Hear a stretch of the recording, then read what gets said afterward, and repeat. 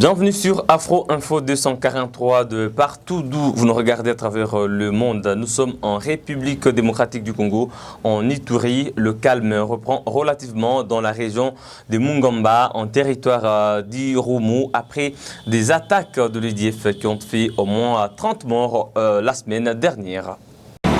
Après la pluie, c'est le bon temps, dit-on. Le centre de négoce de Mungamba, situé à une centaine de kilomètres au sud de Bunia, respire désormais le bon vent de la paix. Plusieurs activités auraient pris. Les habitants saluent le travail abattu par les FARDC pour sécuriser le milieu. Pour l'instant, vraiment, touche à FARDC, touche à hiyo. FARDC inafanya vitu vyetu tulikuwa hatuwasi.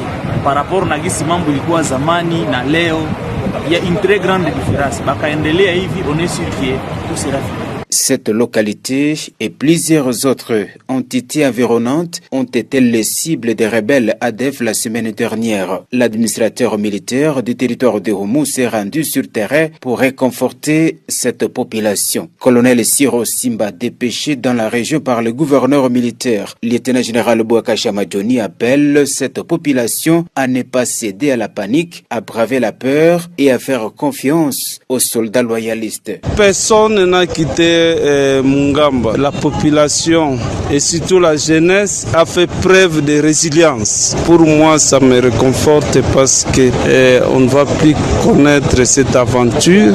Nous faisons face dans la partie sud à des terroristes, mais dans l'unité, nous allons vaincre cet ennemi. La chefferie de Wallace Vankoutou est secouée depuis 2020 par l'activisme des rebelles ADF, parfois appuyé selon les autorités par des éléments Maïmaï Kiandenga. L'armée fait de son mieux pour restaurer la paix dans cette partie de la province de l'Ituri.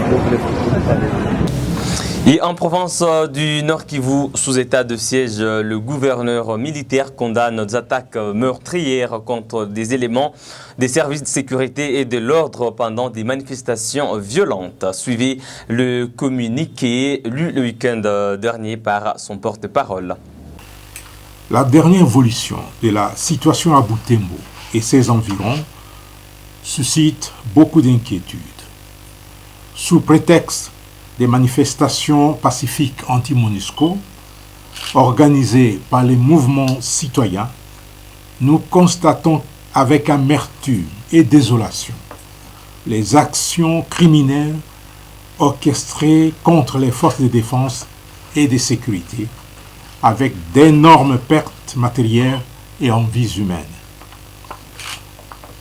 Tout en comprenant le ras-le-bol de la population, le gouverneur militaire de la province du Nord Kivu juge intolérable et insupportable la récupération de la situation par les tireurs des ficelles et les attaques armées contre les forces de défense et de sécurité qui, pourtant, accomplissent leur mission constitutionnelle, légale, citoyenne et régalienne par les groupes armés Maïmaï associés aux manifestants.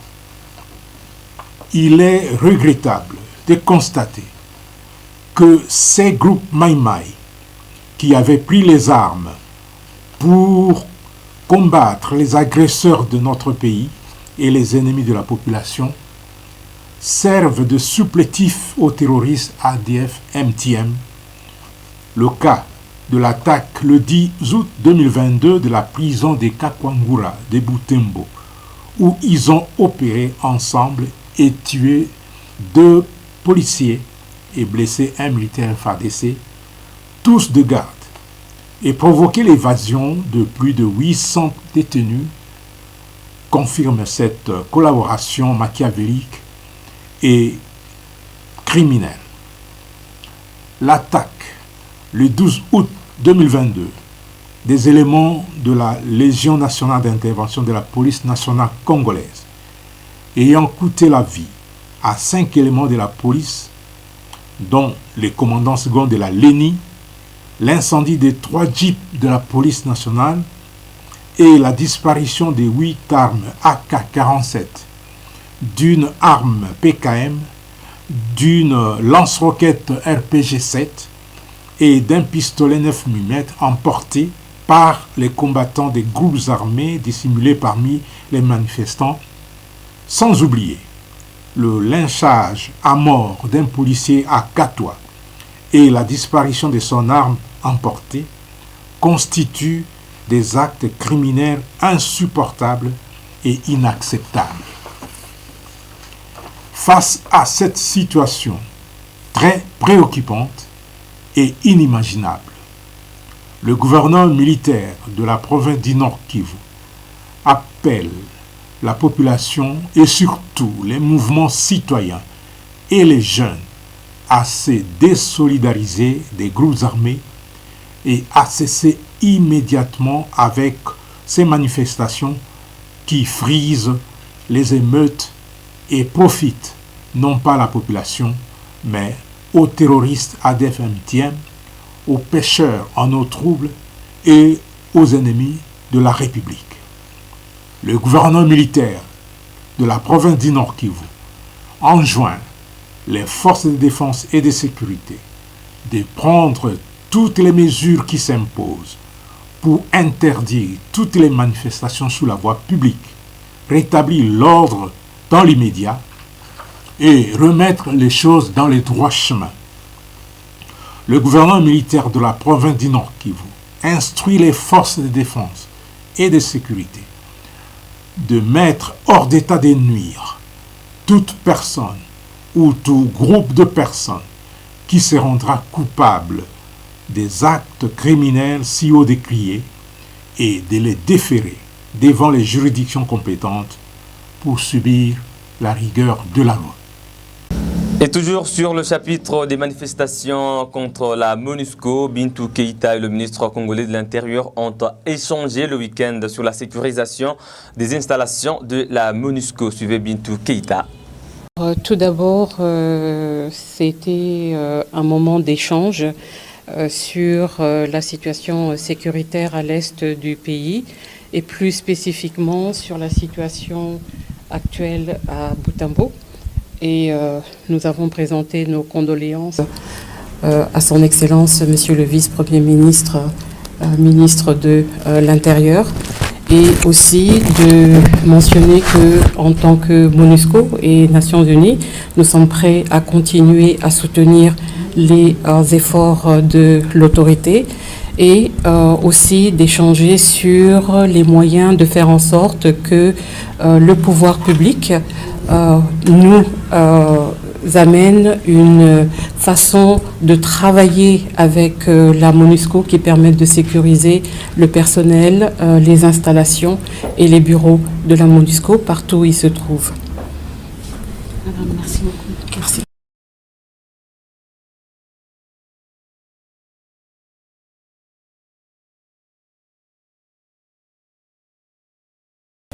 Dans un autre chapitre, Denis Kadima se veut rassurant pour les élections de 2023 en République démocratique du Congo. Le vote qui aura lieu en 2023 ne sera pas un vote électronique parce que la loi prévoit 3 types de votes. Il y a le vote manuel, comme on a fait en 2006 et en 2011. Il y a le vote semi-électronique, qu'on peut aussi appeler semi-manuel, comme nous avons fait en 2018 avec la machine à voter. Et puis il y a le vote électronique. La différence entre le vote semi-électronique et électronique est que pour le vote semi-électronique, vous avez la machine à voter qui vous donne un bulletin que vous allez mettre dans l'urne. Donc ce vote-là a des aspects électroniques et manuels. Le résultat que vous donne la machine est confirmé par le dépouillement que vous ferez au bureau de vote. Quant au vote électronique, la loi permet d'organiser le vote électronique. Celui-ci consiste, en fait, il est immatériel. Vous allez à la machine, vous votez, vous partez, vous n'avez pas de bulletin. Ça, c'est électronique seulement.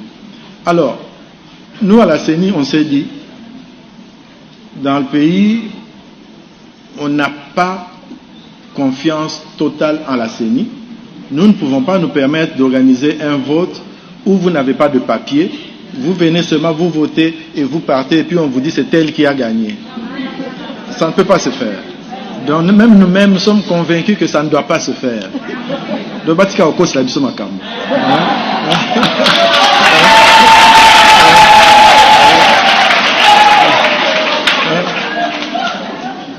le vote que nous aurons, ça sera comme en 2018.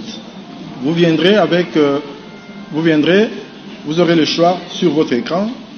Une fois que vous avez choisi pour tous les modes de scrutin, il y aura impression d'un bulletin que vous allez mettre dans l'urne et à la fin de la journée, la machine va donner son résultat et le dépouillement manuel va donner aussi son résultat et puis on va comparer.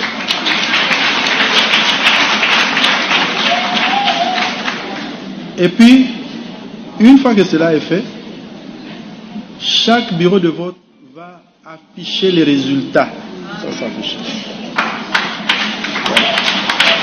Par bureau de vote. Et puis quand ils vont aller au centre local de compilation des résultats, là aussi on va afficher après avoir fait les totaux, la centralisation.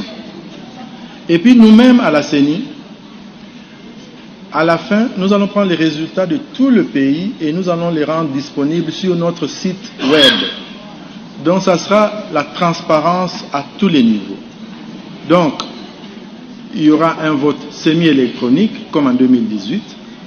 Les résultats seront affichés au bureau de vote et les résultats seront affichés dans les centres locaux de compilation des résultats et la CENI va publier tous les résultats sur son site web. Ainsi, si quelqu'un a un recours, il peut faire son recours sans problème. C'est ça donc. Mesdames et messieurs, c'est par là que nous mettons un terme à cette production sur Afro Info 243. Merci de l'avoir suivi jusqu'à la fin. N'oubliez pas de vous abonner à votre chaîne Afro Info 243. Il suffit tout simplement de cliquer sur s'abonner, activer la cloche des notifications. Laissez-nous un j'aime et partagez la vidéo. À très bientôt pour une autre production.